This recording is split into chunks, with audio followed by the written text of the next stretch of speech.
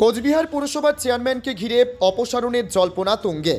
ঠিক এই রাজনৈতিক উত্তাপের মধ্যেই ভিন্ন ভাবনায় নজির গড়লেন পুরসভার অস্থায়ী কর্মীরা। সোমবার দুপুরে পুরসভা চত্বরে 550 জন অস্থায়ী কর্মী স্বতঃস্ফূর্তভাবে বর্তমান চেয়ারম্যানকে সংবর্ধনা জানান। সম্প্রতি চেয়ারম্যান অস্থায়ী কর্মীদের প্রত্যেককে রাসমেলা উপলক্ষে 1000 টাকা করে বিশেষ ভাতা ঘোষণা করেন। তার এই সদর্থক পদক্ষেপ কর্মীদের হৃদয়ে গভীর প্রভাব ফেলেছে। সেই কৃতজ্ঞতায় রূপ নেয় একটি উষ্ণ সংবর্ধনা অনুষ্ঠানে। কর্মীদের দাবি, বর্তমান চেয়ারম্যানের আমলে শহরের উন্নয়ন মোহর পড়া গতিতে এগোচ্ছে।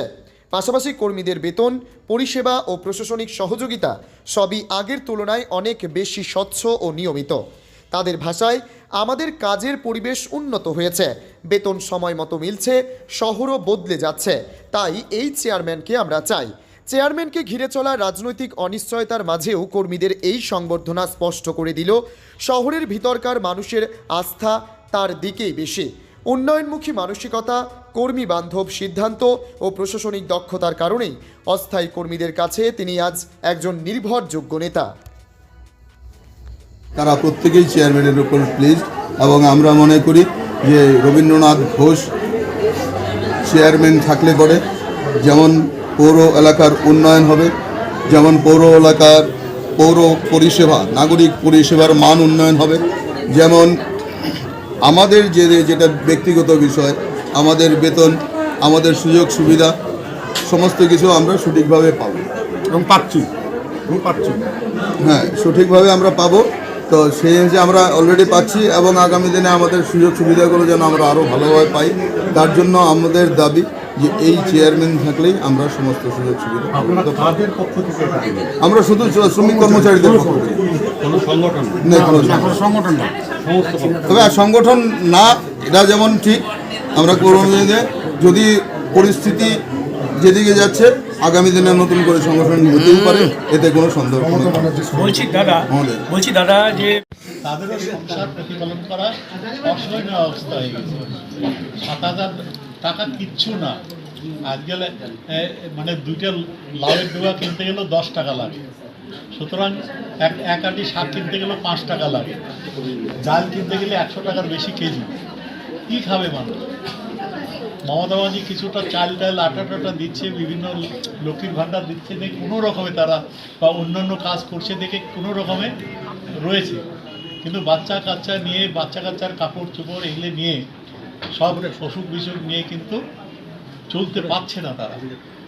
আমরা যার কারণে আসার পরে পূজার সময় অস্থায়ী কর্মীরাও যাতে একটা সুতা কিনতে পারে, নতুন সুতা, তার জন্য আমরা প্রথমে 2,000 টাকা, এই বছর আমরা 2,500 টাকা আমরা বোনাসও দিয়েছি।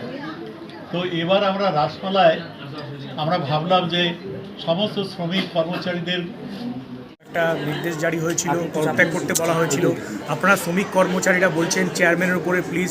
তো এই বিষয়টা নিয়ে আপনারা কি বলবেন যে চেয়ারম্যানকে সরানো? দেখুন, তারা কি করেছিল, যারা করেছিল তারা হাই লেভেল, তাদের বিষয়ে আমরা যাচ্ছি না। আমরা পৌর কর্মচারী হিসাবে আমরা বলতে চাইছি যে এই পৌরপতি আমাদের প্রয়োজন, এই পৌরপতিকেই আমাদের লাগবে। যদি কুচবিহার শহরের সার্বিক উন্নয়ন করতে হয় তাহলে এইরকম একজন যার পূর্ব অভিজ্ঞতা আছে, যার ক্ষমতা আছে, হ্যাঁ, তিনি একজন মানে যে পরিভাষায় আছে, উনি এই মুহূর্তে কোচবিহার জেলায় যত নেতৃত্ব আছে তার মধ্যে সবচেয়ে বলিষ্ঠ নেতৃত্ব যদি কেউ থেকে থাকে সেটা একমাত্র রবীন্দ্রনাথ ঘোষ। তাছাড়া এই মুহূর্তে আর রবীন্দ্রনাথ ঘোষের সঙ্গে তুলনা দেওয়ার মতো কোনো নেতৃত্ব আজকে কোচবিহারে নেই। হ্যাঁ, ফ্লেক্স ছাড়া আমরা সাধারণ মানে সামান্য কর্মচারী, আমরা 5 টাকা 10 টাকা জোগাড় করে আমরা কত তুলে আমরা অভিনন্দন বার্তা দেওয়ার জন্য আমরা ফ্লেক্স লাগিয়েছি। কে বা কারা কীভাবে এই ফ্লেক্সগুলো যারা ছিঁড়েছে, যারা করেছেন তারা অত্যন্ত গর্হিত কাজ করেছেন এবং আমরা চেষ্টা করছি। এরই মধ্যে এই যে কর্মীদের এত ভালোবাসা পেলেন, সেটা নিয়ে কী বলবেন? আমি আপ্লুত, এরা এত আমাকে ভালোবাসে।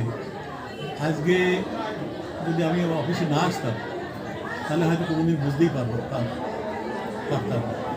আমি এখানে একদিন দায়িত্ব নিয়েছি, একদিন এই দায়িত্ব থেকে সরেও যেতে হবে। কিন্তু এই দায়িত্ব 3.5 বছর হয়ে গেছে। যে কয়দিন থাকবো আমি যাওয়ার সময় এদের এই ভালোবাসাটা বুকে নিয়েই আমি যাব। এটাই হবে আমার সবচেয়ে বড় পাওনা। এই শ্রমিক কর্মচারীদের ভালোবাসাটা এটাই হবে আমার জীবনের বড় পাওনা। এবং আমিও ওদের জন্য ঠাকুর মদনের কাছে প্রার্থনা করছি, ওরাও যাতে ভালো থাকে, সুস্থ থাকে, এবং সন্তান সন্ততি যাতে দুধে ভাতে থাকে। ঠাকুর মদনমোহনের কাছে ওদের জন্য আমি এই প্রার্থনা করছি। তাদের সংগঠিত করবার জন্য তাদের পক্ষ থেকে তাদের একত্রিত করে চেয়ারম্যান সাহেবকে সম্বর্ধনা দেওয়ার জন্য শ্যামলন্ত দাকে আমি সম্বর্ধনা করব নিজে।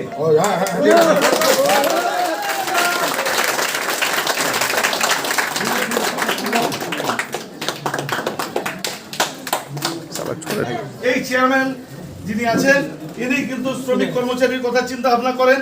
এরপর উনি না থাকলে কে কার কথা চিন্তা ভাবনা করবে বলা মুশকিল। আবার হয়তো বেতন 6 মাস হয়ে যাবে। আমি অস্থায়ী কর্মচারী যে